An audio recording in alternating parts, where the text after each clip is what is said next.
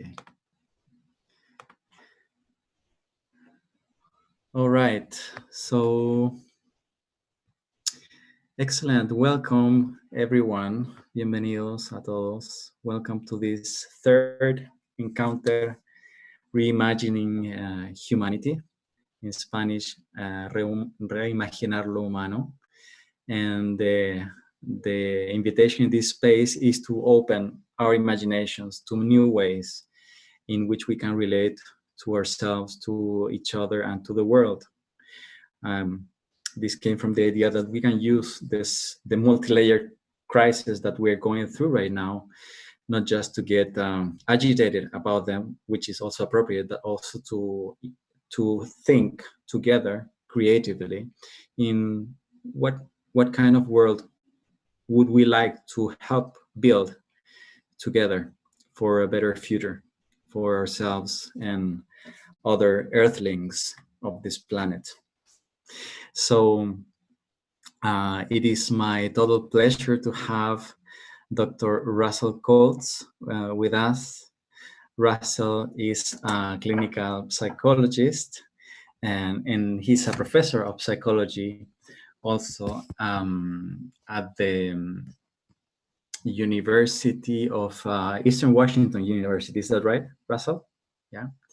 And he has been one of the most important authors and pioneers of the application of compassion-focused therapy, CFT, in different populations, and specifically to the treatment of anger. And he regularly teaches compassion, CFT. He has written several books, among them The Compassionate Mind Guide to Managing Your Anger, and also a brilliant book, CFT Made Simple, which was published this year as Manual Clínico de Terapia Centrada en la Compasión. So thank you for being with us, Russell. Thank you for joining us in this conversation. Thanks for having me.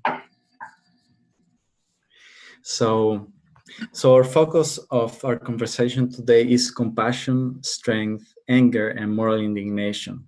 Those are the topics we will be discussing today. But as usual, I like to invite you all to start with a short guided practice, just to settle our minds, to ground ourselves, and to open the mind for this conversation. And I'm going to do this in Spanish. Así que vamos a hacer una pequeña práctica para comenzar hoy. Solamente un par de minutos para sentar nuestra mente, así que te invito a hacer cualquier movimiento que te venga bien en el cuello, en los hombros, los brazos, el rostro, para relajar cualquier tensión innecesaria. Y te invito a tomar unas 4 o 5 respiraciones de limpieza, inhalando por la nariz, exhalando por la boca.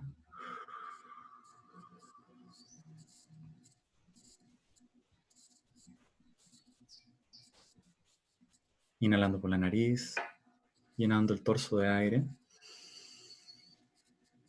y exhalando.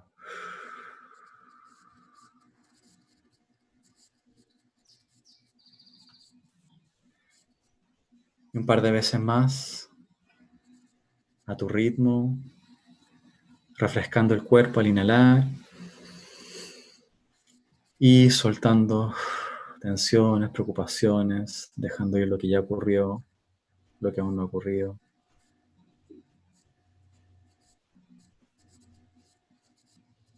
Y si está disponible para ti, también puedes invitar una leve sonrisa en tus labios.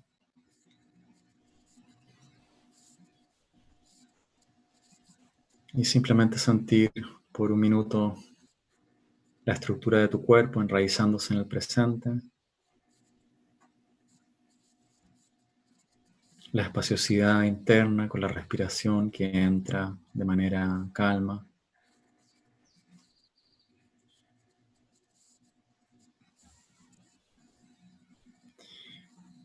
Y finalmente, te invito a conectar con tu motivación para estar aquí. ¿Por qué estás aquí?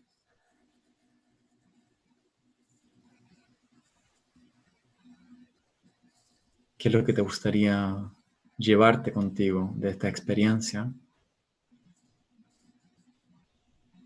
¿Y cómo se conecta el hecho de que estés conectado, conectada ahora mismo o viendo este video?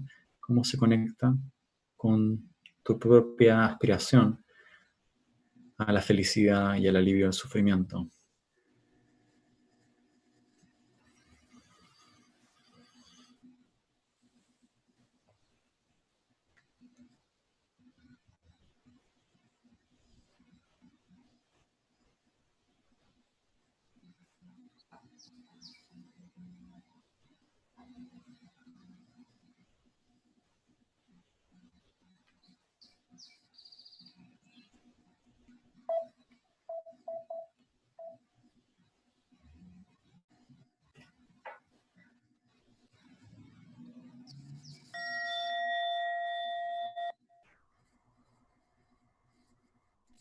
Bien.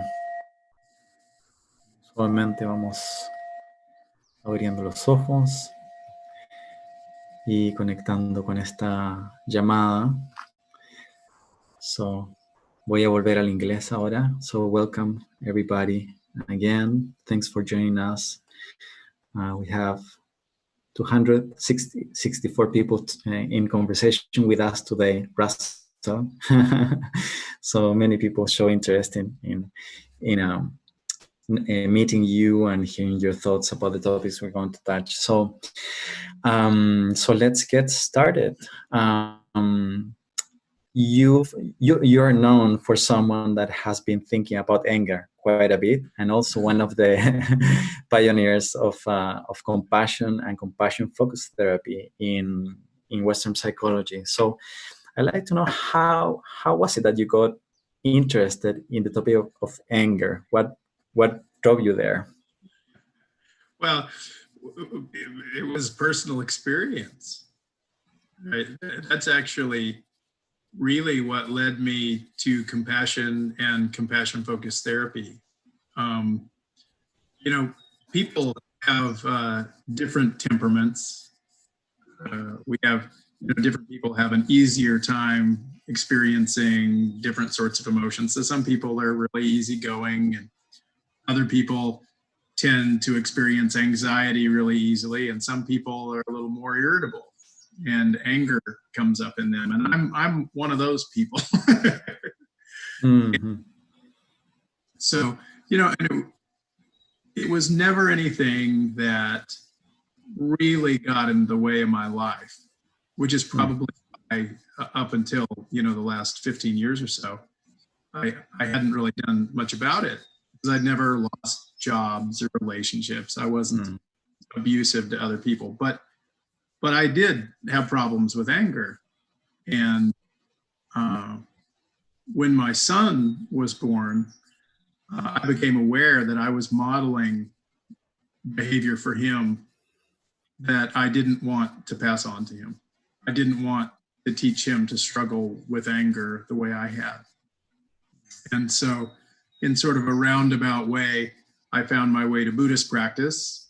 And it was really the compassion practices that sort of out of the Buddhist practice that were really transformative for me, which led me to thinking, gosh, since these compassion practices were so powerful for me, I should probably find a way to use those to help my psychotherapy clients.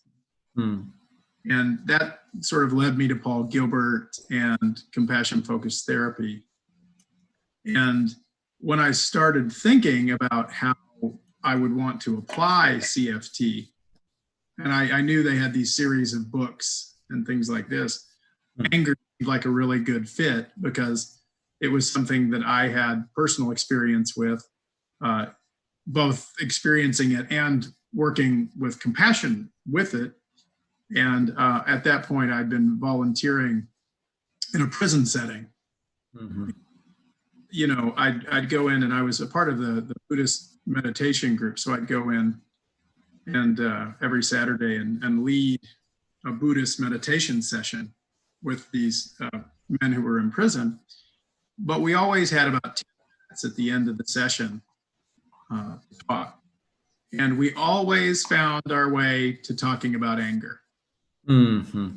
Said, what are you struggling with? What should we talk about? How should we spend this time? It always went to anger. So it just seemed a good fit for me. It's like, okay, I know CFT stuff now. I know about anger. Let's put them together. Mm-hmm.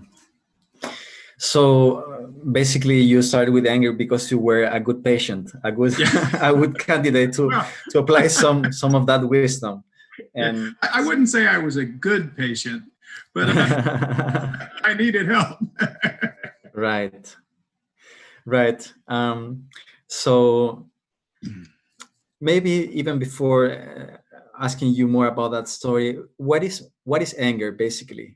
Can you explain what is anger? Are there different types of anger? What's the evolutionary function of anger? We always talk in CFT about emotion serving some purpose. So what's the deal with anger? Well, in the context of CFT, anger is seen as one of a small cluster of what we would call threat emotions.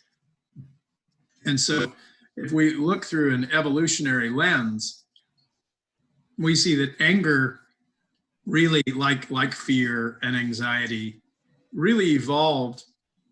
Disgust is another one, really evolved to help us rapidly identify threats to us and then to respond. Mm-hmm. And it's important to recognize that for most of human history, people lived in the world, and still in some places they do, they live in very different ways than most of us in modern life live. So, in my life, it's pretty rare that the threats that face me are like physical attacks or, warring tribes or a tiger jumping into my path or something like this. But for much of human history, those were the kind of threats people faced. And so anger evolved in a way that is fairly ill-suited, kind of poorly matched with the more nuanced social threats we face today. But so if you hear fight, flight, or freeze, anger is really the fight response there. Mm-hmm. And when we think, you mentioned that we might talk about anger and activism or anger and working on different causes. That's why I think it's worth thinking about the role of anger in that very carefully. Mm-hmm. But anger is very activating, which is a good thing, right? It activates us in the face of injustice. It activates us basically anytime we see something and we think that's wrong, that's a threat, and activate us. But the fundamental motivation of anger is really an aggressive one. Mm-hmm. It's not to help. Right. It's to attack. And I think that's important to keep in mind, mm-hmm. particularly in a context in which ultimately our motivation is to be helpful. Mm-hmm. Right. And I think that's a good distinction because anger brings energy, and sometimes energy is something that is really needed. But it seems that the scope of the awareness or the wisdom that we can bring to a situation when we are angry is not very open. It's not very deep. Absolutely, Gonzalo. That's such an important point because, the threat emotions, and it's not just anger. This is true of anxiety and fear as well. They organize our minds, as all emotions do, in very specific ways. And in particular, the threat emotions, as you just really suggested, they narrow the focus of attention, of our thinking, of our mental imagery, the words and pictures in our head, and they narrow them onto the focus of the threat. Mm-hmm. So when we're caught up in a threat emotion, it makes it very hard to think flexibly, to problem solve creatively, to think about things from different perspectives, to empathize and trying to imagine another person's point of view. It's very hard to do that when we're angry because that kind of goes against the evolutionary function of anger. Mm. right, is to focus on the threat and fight it off. Right. So it's interesting because it seems that it cuts off some kind of wisdom or perspective in us when we're angry. And yet, anger is there. It's an evolutionary inheritance that we have. So there must be some sort of wisdom in it. Otherwise, we wouldn't have kept it as an evolutionary feature. So do you think it brings some sort of valuable information or wisdom that we should pay attention to? I think it does. I think it does. I like to say that anger is a wonderful sign or signal, but a strategy. Repeat the last part. But what? It's a wonderful sign, but a terrible strategy. Okay. So anger is very good at alerting us to things that are wrong, problems, to things that go against our values. It's very good at waking us up and energizing us. We see something that is threatening or that we think is wrong.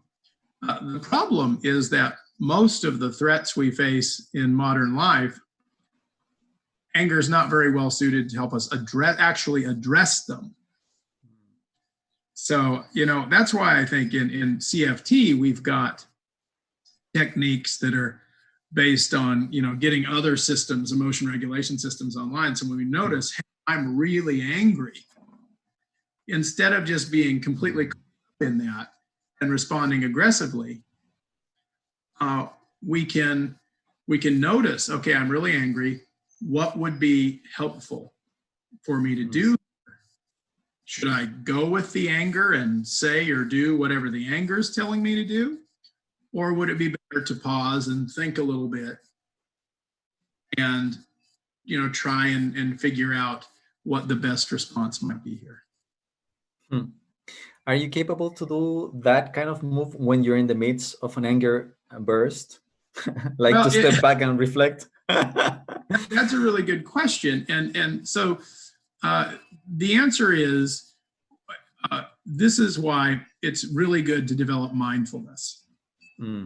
Because if we develop the habit of noticing when shifts in our mind take place, when emotions begin to arise, or when thoughts come in, if we can catch the anger early and say, ooh, I'm starting to get mad now. What should I do?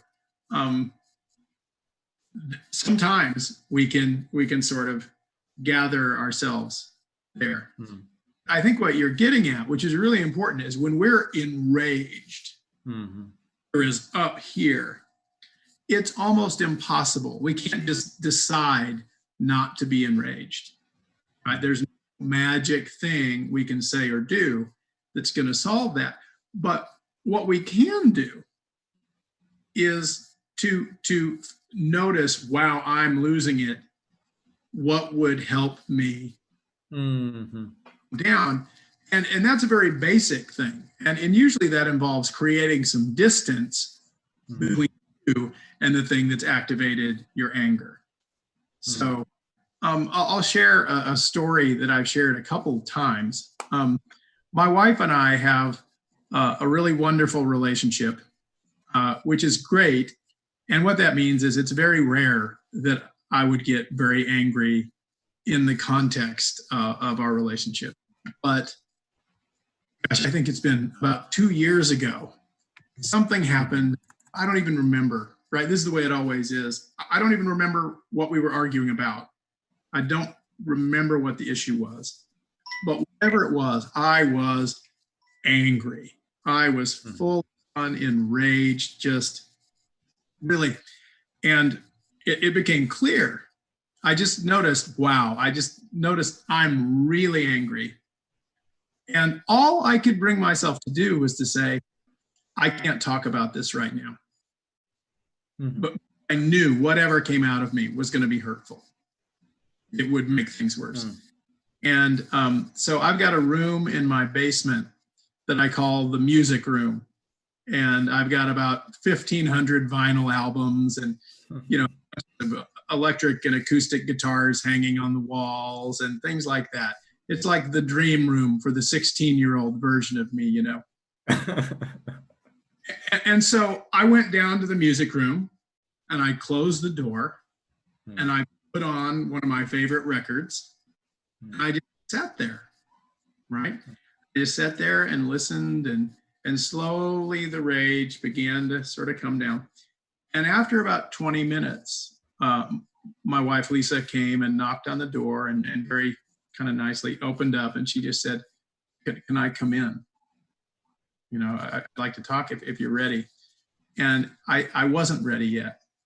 I had come down a little bit, but not enough. And I said, well, you know, could you give me a little more time? Because I know that right now I'm so angry that whatever comes out of me is not going to be helpful. And she nodded and started to close the door. And I looked at her and I said, I want you to know that when I closed that door, I wasn't shutting you out. I was shutting me in. Because right now, I can't do anything that's helpful. And so I sat there and I listened to the rest of the record. And by the time it was over, I was like, I was ready to talk. And so I think you're right. When we're in the whole kind of flowering of our anger, it is sort of ridiculous to expect ourselves to be able to be calm or balanced or to transition quickly. But if we sort of, all we really have to do is recognize, I can't right now. Can't. And then create some distance and then do whatever it is that we know about us that tends to be soothing. So, you know, go for a walk, or for me, listening to music and slowing down my breath. And, you know, so I think we can do that. There's so much in this story. Thank you for sharing that. That's very personal. And I think it's something very human that we can all relate. And I know some friends in the call would like to know, so what music did Russell listen to calm down, to have that recipe? But if you want to comment on that, gosh, okay, I don't even know. You know, it probably, I listened to a lot of like Delta blues music.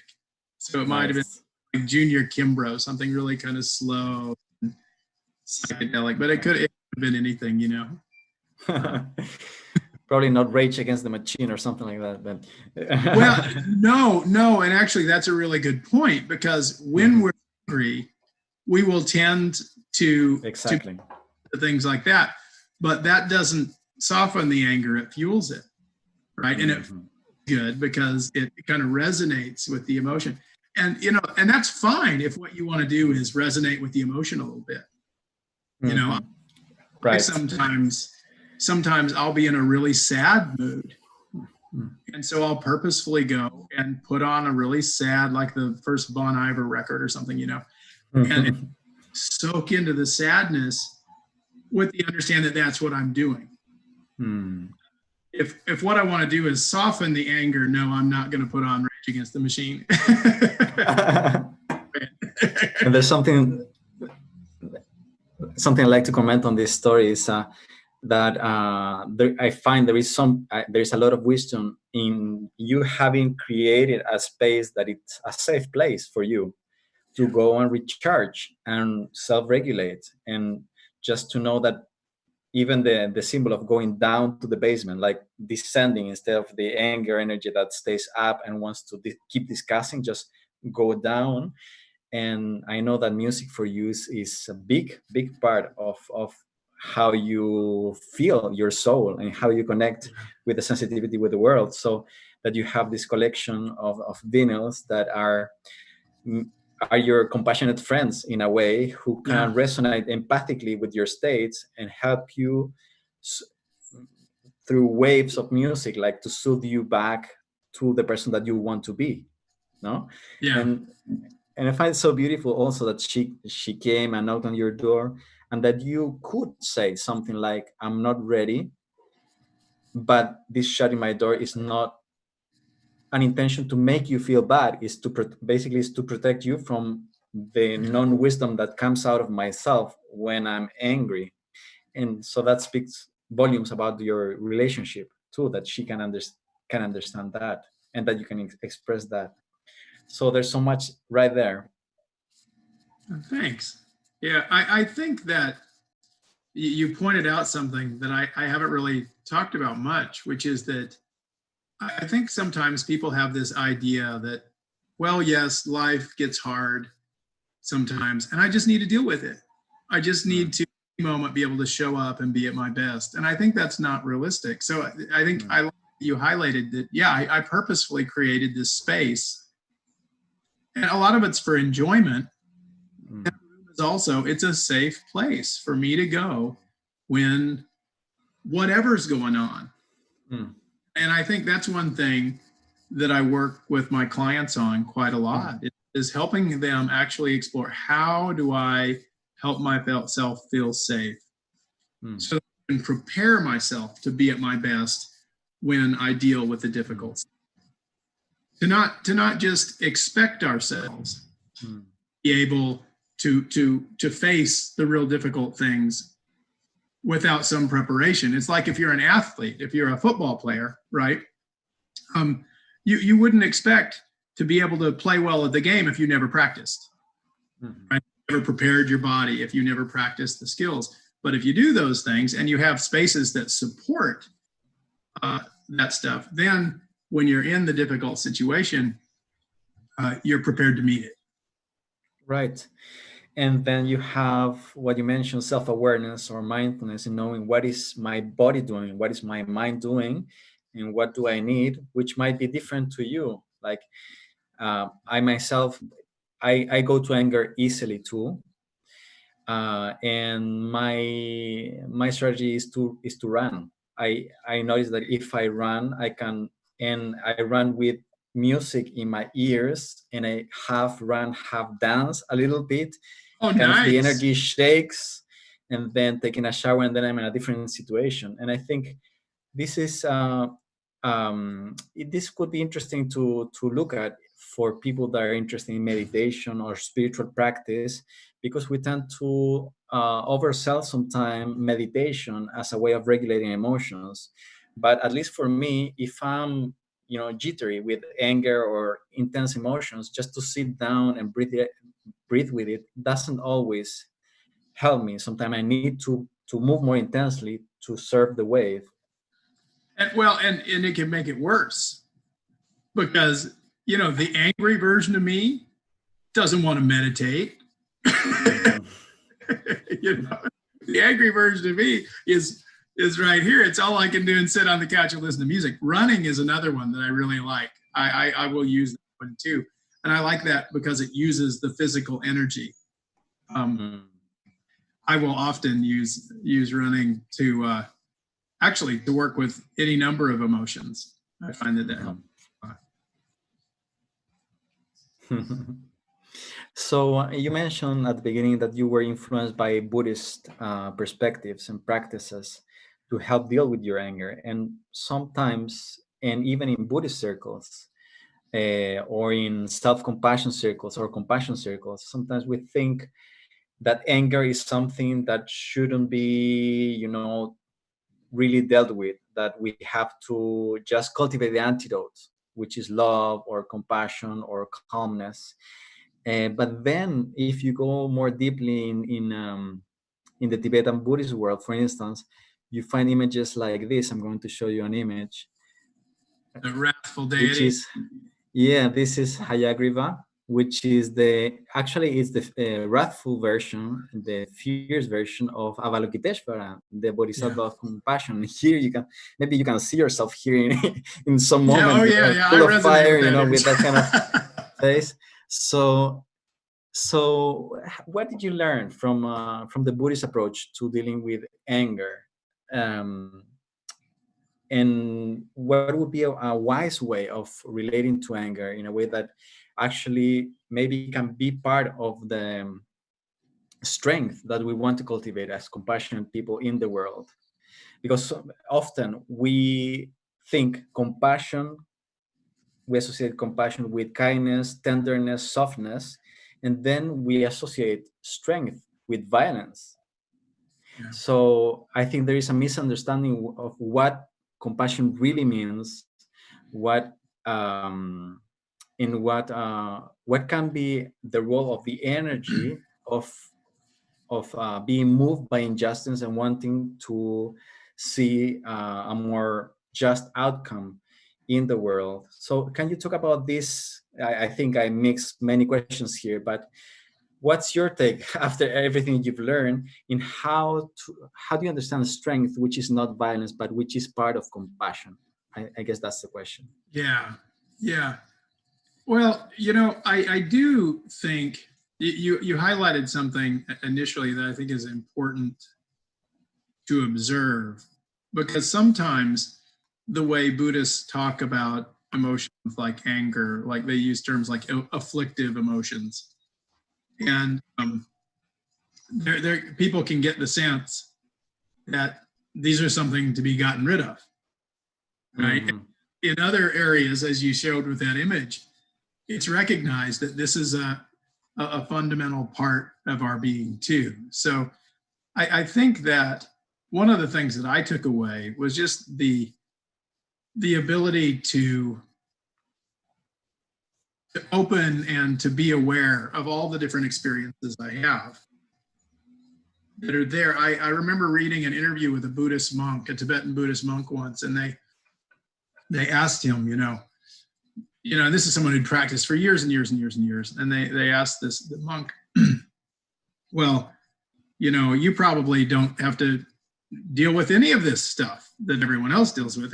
You've meditated so much and things like this. And he said, well, actually, really the only difference between me and you is, I still feel all the same things.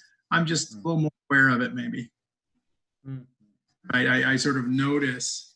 And there's this, what I really took away is that this sort of resting in awareness, the importance of being able to simply notice the things that are going on in our experience, the things outside of us, but the things inside of us too, without necessarily, merging with them. So the ability to ask the sort of question you just asked, to be able to notice, okay, I've got a lot of anger about racism or about how my government's handling the coronavirus or whatever it is. What do I want to do with that? That awareness is the gateway that allows us to begin to turn and use that energy that comes from the anger, but turn it into something useful, which I think is compassion. I think compassion is a good example of that. One of the things we talk about in CFT a lot is how many misconceptions there are, misunderstandings of compassion and what it is. And sometimes, people have this idea, like I remember doing the groups in the prison. I would have on the first day of the groups, quite often, the guys would literally roll their eyes at me, when I would make compassion or compassion-focused therapy. And, the thing that I would try and help them understand is that compassion really, it's just about what do we do in the face of suffering. When everything goes wrong, when we're struggling, or when there's tragedy, or when the awful thing happens, compassion is about what we do. And so the core of compassion, as Paul Gilbert in CFT talks about all the time, is courage.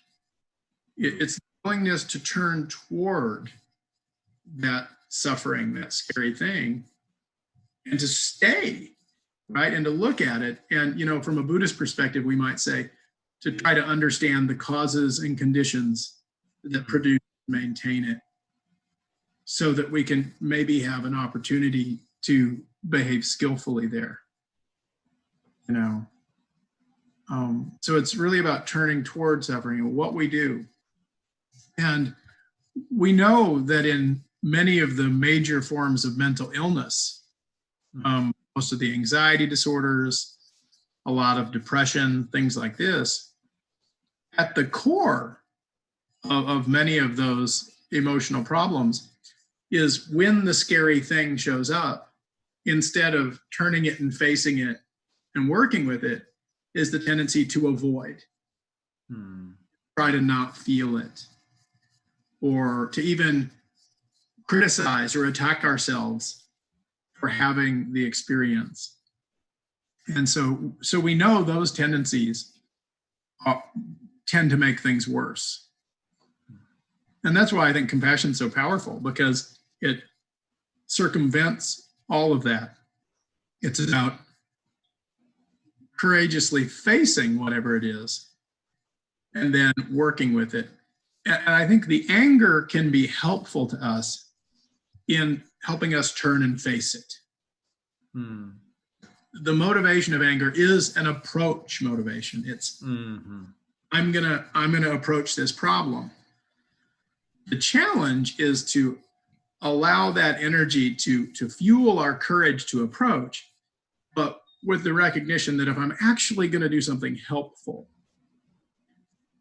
probably anger is not the motivation I want to be operating out of. At that point, how do I transform that to a compassionate motivation that wants to help rather than harm? I'll give you an example that actually came up today. On my Facebook feed yesterday, I posted just a little bit of writing, basically just saying, okay, white people in America, we need to keep focused on this.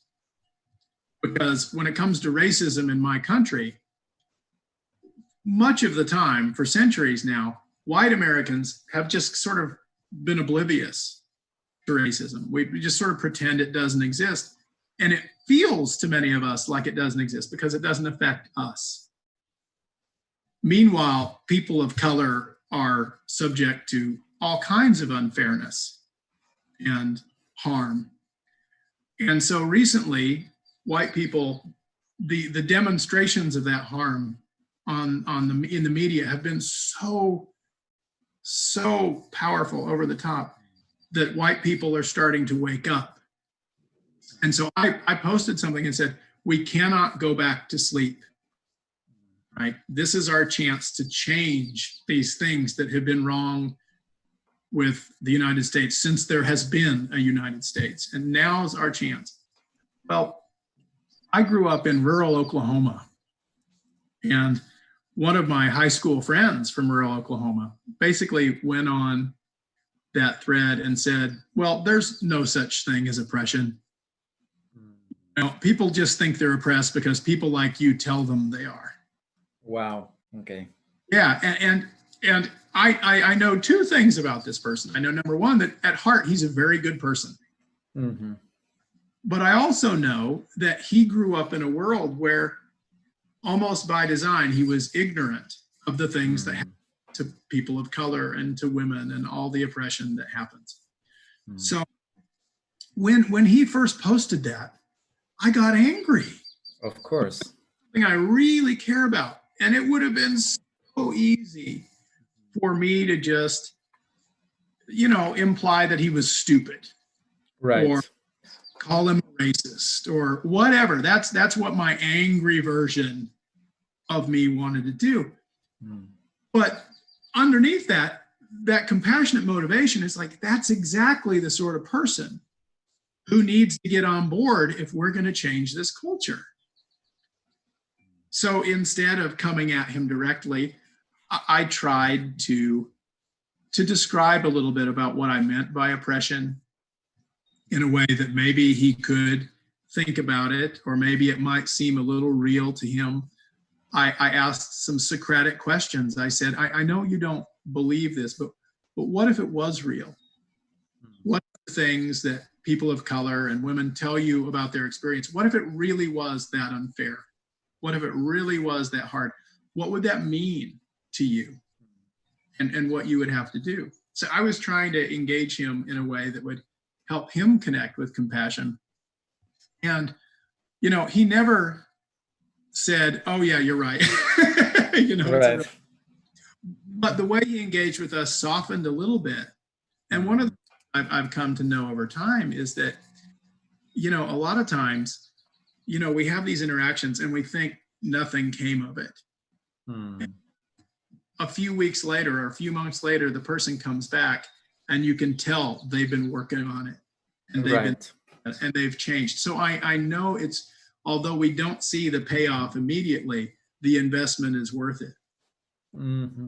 There's no way to do that if we just roll with the aggressive urge of the anger. We have to transform it into something more skillful. And I think that's such a great example of the kind of triggers that we have in modern times. Like the anger system evolved, the anger emotion evolved with us in settings that we really had to fight or flight. But this is tweeting or writing Facebook comments that get us all triggered. And the urge to be right, to urge the win a discussion sometimes feels very, very real. And maybe all your compassionate training helped you, but also maybe the fact that you knew this person and you knew he was a good person at heart helped you not dehumanize him. Yeah. Because that's the real risk here, is that if we are concerned about the social issues that we have that are caused by dehumanization, if you take an activist position that dehumanizes who dehumanize, you're feeding the problem. You are, and you're undermining your message. Some part of my response was based in knowing him and knowing that he was a good person. But I think something else that I found very helpful comes from my Buddhist training.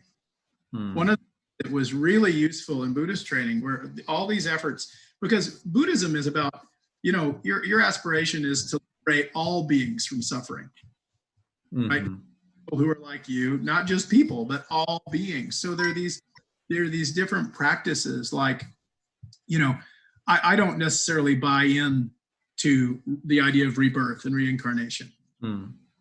A common meditation in Buddhism, for if you do, is to imagine that all beings are your mother.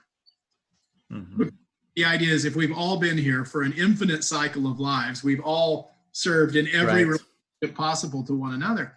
And now I don't, in a literal sense, think that all beings have been my mother. But if I, for a moment, look on people that way, if I see people that, the idea is to try to connect with someone with the assumption that in there somewhere is a beautiful human being.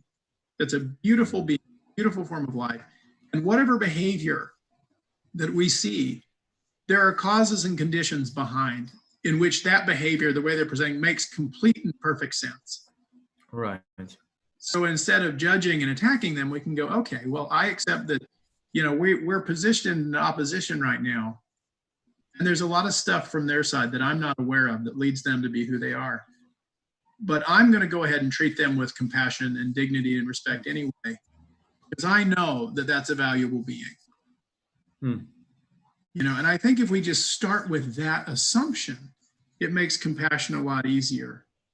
If we start with the assumption that this is a worthwhile sentient being, and although their behavior may be driving me crazy right now, there are causes and conditions in which that behavior makes complete sense.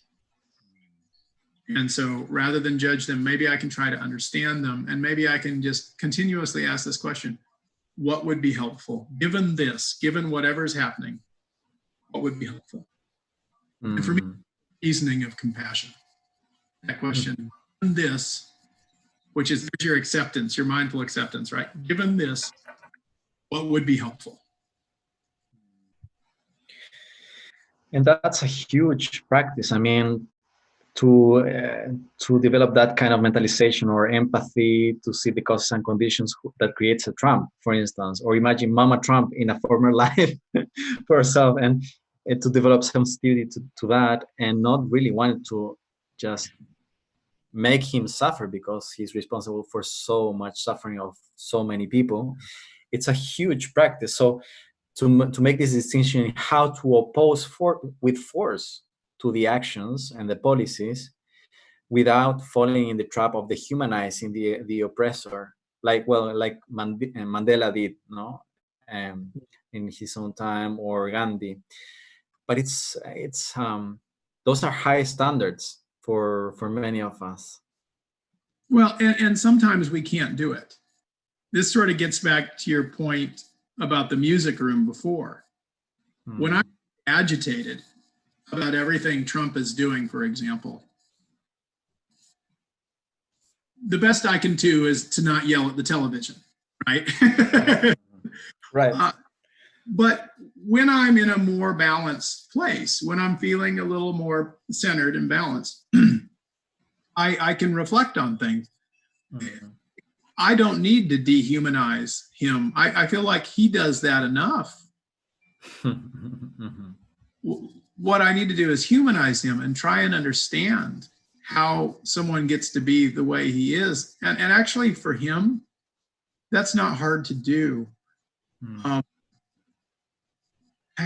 He never looks happy. Mm. When I look at Donald Trump, I feel tremendous compassion. He frustrates me to no end, but I feel tremendous compassion because he never looks happy. There have been millions of photographs taken of him, probably thousands of hours of video. And maybe there are examples. I've never seen an image of him in a warm embrace or connection with another human being where he just looks safe and comfortable and connected, not with his wife, not with his daughter, not with. Right. And, we can contrast that with, let's say, the previous president, with Obama or with Bush or with anybody in the United States, and probably most public figures that you folks could pick in your countries. There are thousands of pictures of Obama, bumping hands with the janitor at the White House, or holding with his wife, or warm embraces. And you never see that with Trump at all. And one thing that's very common, that is very much related to anger, I think this is one thing that maintains problematic anger. We evolved to feel safe through warm connection, through connection with people who accept us and value us and care about us. And if our early childhood shapes us so that we can't do that, connection isn't comforting, it's not soothing, then what some people do is, since they can't feel safe through connection with other people, their lives become a quest for dominance. It's like, I can't feel safe with you, better that I have more power than you, or more money, or more influence. And so what happens is their interactions with other people become about maintaining dominance, right? Just maintaining power. And what happens is, for those people, the regulators that normally kick in around our anger, the guilt when we've said something hurtful, that doesn't operate for them, because that inability to feel a connection can make it so that, well, I don't care so much about how you feel if I've let you have it. And actually, if I am angry at you and you back down, that just reinforces me. It makes me feel even more powerful. And so when I look at Donald Trump, I feel so sad for him, because I see a human being who never feels safe. I see a human being who seems desperate to try and be the most powerful man in the room, or the country, or in the world, because that helps reduce his feeling of being threatened just a little bit. But there's no safety. There's no comfort. Right. All the time you see a lot of threat mentality in him, and reacting with anger from shame. Actually, one can see the shame reaction, and then projecting that into others, and demonizing others, and being really, I've heard you talk about this, how shame also is a good predecessor of violence, how people react, deflect their unease with what they're done or what they feel or the sense of inadequacy, projecting violence to others.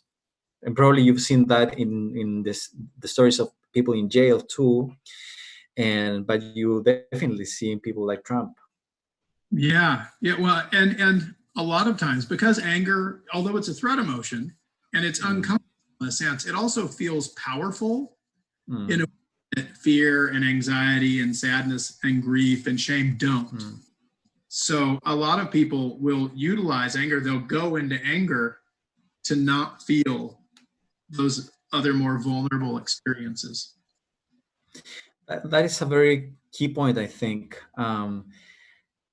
Some of us connect with anger because it's easier to connect with anger than with grief of what is happening. I mean, for instance, many of us get really angry at the fact that we're losing 150 species a day of birds, animal, and insects, or that we have uber rich people and we still have 10 to 15,000 kids dying of hunger every day. So it's easier in a way to go to anger and blaming than connecting with the immense grief that is that kind of loss and injustice. Absolutely. And the feelings of powerlessness that go with that. And I think you're pointing out something really important here, Gonzalo. This is particularly anger, that powerful feeling of anger is particularly productive to people who don't feel powerful in other areas of their lives. Right? And that's why I think compassion is such a powerful antidote to anger, because if we're going to help someone like that commit to working with their anger, we've got to give them another way to be strong.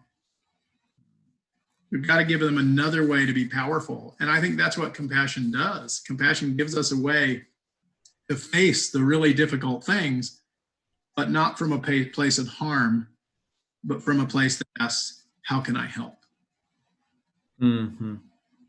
Yep. And I know that the hour is going very fast. Are you okay with? Yeah, I'm fine. Although I can't go too long because I have a thesis defense meeting right after this. Excellent. Okay, so we're going right to the hour. Is that fine? To the hour. I can go right to the hour. Yeah. So I also like to touch a little bit on these social movements that have risen especially in the last year. Well, we've seen it recently with the immense support to Black Lives Matter movement in the U.S. It's unprecedented from 1968 to have people from all 50 states going out and really supporting a movement to denounce the injustice in how Black people are treated, Black and brown people are treated, also linked to the fact that the the way the US is structuring their healthcare system and the economy, the coronavirus has affected disproportionately Black and brown populations and native populations, dying way more people there. But also this is happening elsewhere. We saw a similar movement in Chile last year. In October, we had a big social uprise, but very big, from a supposedly tiny stimulus, which was a little rise in the ticket of the public transport. A big movement rose because that was like the, how do you say this, the straw that broke the camel's back, the tipping point where all the injustice, all the big gap between rich and poor, and all the inequalities that we were living in Chile, like people got fed up, and not just poor people, but people from all classes. And we had a beautiful movement at the beginning coming to the streets in amazing numbers, like 1.2 million people on the streets of Santiago, marching together, no political parties, like everyone together against injustice. And we saw this in the US and now, like all across the US, people rising up, moving towards like demanding a more just society. And then we saw in both countries an escalation from the government, like doubling down on violence. Actually, in Chile, peaceful protesters were gunned with rubber bullets, but more than 400 people lost one eye. Yeah. And something that also happened in the US recently, even with reports and so on. So I see in those movements a positive side of anger at injustice. Um, Sometimes the Dalai Lama has called this moral indignation, which could be an expression of compassion. Like, this is wrong. We have to move forward toward a more just society. But then things got really tricky in both countries, with some parts of the protest becoming more violent, the riots and stuff. So that gives food for the government to use the military against them. So I don't know. I like you to talk just a little bit. How would you see a sociotherapy, a compassion sociotherapy? How can we frame in a compassionate way these movements, or how we can support these movements in a way that is really moving towards a more compassionate society, and how not to get just lost in the anger that rightfully arises when we see this sort of suffering from structural causes? It's a huge question, I know, sorry. Well, I think the wonderful thing is that there are a lot of people asking that very same question. Mm. Look at the protests.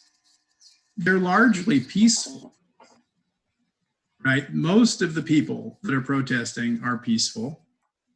And, if we can begin to try and understand things like where there is looting and rioting, why would that be? Mm. And to understand the anger that drives that. This is historical anger, right? I know I read some beautiful pieces by Black Americans who said, I think Trevor Noah actually spoke to this, and he's so wonderful. He was, they talked about people looting the Target store, and he said, "But wouldn't you loot the Target store? The only reason people don't do things like that is that there's a social contract. Mm-hmm. We have a society where we're safe, and in exchange, we don't loot the Target store. Well, if the police are violating the social contract, why should we keep it?" And so from that perspective, we can understand if you're a group that's victimized perpetually in culture, why should you have respect for maintaining the boundaries that have been established in culture? Similarly, we can also understand that, at least for example, problems with the police in the States, I think a big driver of the police aggression and brutality that we have is based in fear. I think police have been taught that Black males are dangerous. Right. So when people approach a situation and they're afraid and they have a gun, things often don't go well. So I think from a compassionate perspective, what we can do is sit back to try and understand the dynamics that are in play and to use our voices to both speak to those issues, but also to look at the other people that are speaking to those things and magnify those voices. So I've got a stack of books about this high, reading about the dynamics of race in our culture. I've got a couple books I'm reading now by Ibram X. Kendi, and it gets into the historical context of racism and all of those things. And I think we can educate ourselves and also to try to see in this moment, is it my voice that's most needed, or is it those voices? And if it's those voices, how do we magnify them? And but continually to kind of put out a message that tries to communicate, how do we turn that anger into compassion? right? And one person can't do it to everyone, but I can do it in my circle of people. I can do it in the context in which I interact. Right. And I think we get enough people doing that, and we see the movements move forward in positive ways. And I think the other thing is to not get distracted by the very graphic images that make it look like all of those people are bad or all of those people are bad. Right. Because we know those are much more rare than they seem because they're magnified and they're repeated in the media. Just to keep in mind that actually most people aren't okay with unfairness and injustice. Most people want a world where everyone feels safe, and to try and empower other people to use their voices to share in that way too. So just last one, and very brief, how are you doing that? How are you turning your anger and your concern in the face of injustice into concrete action? In terms of what I'm doing or how I'm going about doing it?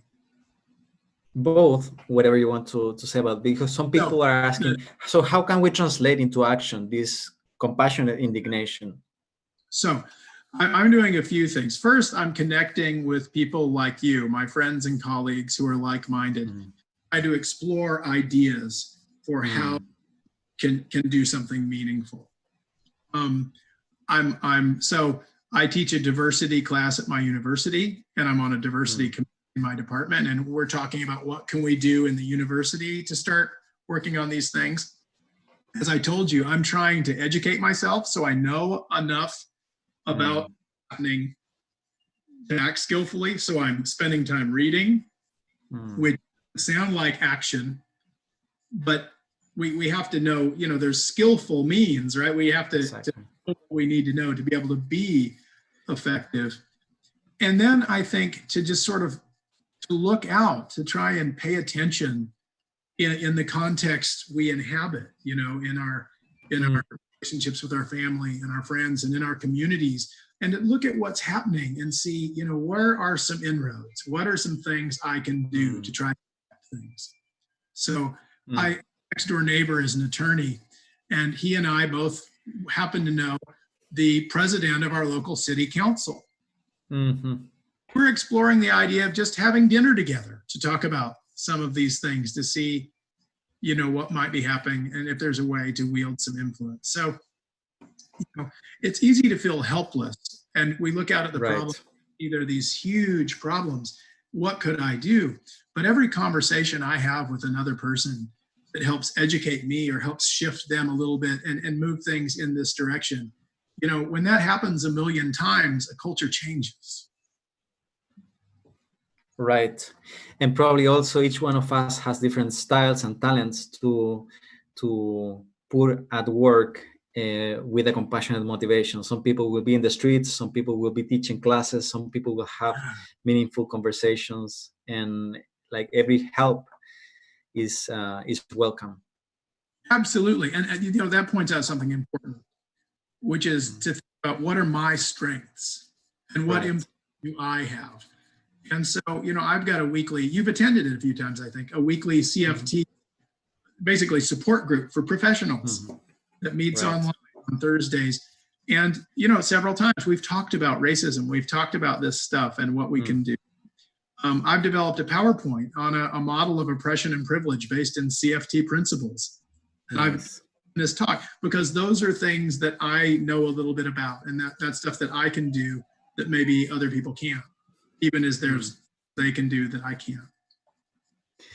Russell, I know that we are already over time, and it's been such a pleasure to talk to you and pick your brain a little bit. You bring not only a brilliant intellect, but a lot of warmth and authenticity, which I really appreciate personally. And I know that many people are saying thank you for this conversation. So thank you so much for having this time with us. Oh, thank you too. Muchas gracias. And I'm that my Spanish is almost non-existent. And thank you very much, Gonzalo, for having me, and from Manuela for translating. I'm going to I'm end the going translation to, for Manuela so we can hear you all. Manuela, muchas gracias, Manu. Thank you for joining us today. Gracias a ustedes. Thank you, Russell, for being here and sharing these so meaningful things with us. It has been my pleasure to translate you, as always. oh, thank you. So I'm going to go because I have a student who wants to defend his thesis and will be panicking a bit right Tengo now. que ir porque hay una persona que tiene que defender su tesis y le va a agarrar un ataque de pánico si no aparezco. I hope he doesn't get too angry with you. Okay, Oh, take good it'll be care. all right. Bye, Russell. Take Thank good you, care. everyone. Talk to you soon. Muchas gracias, Chao. chao. Bien, y muchas gracias a todos los que estuvieron hoy en este encuentro, en este capítulo de Reimaginar lo Humano, expandiendo nuestra imaginación. Así que tenemos un próximo encuentro calendarizado con Margaret Callen el día 16 de julio. Vamos a hablar sobre ecuanimidad en un mundo en llamas.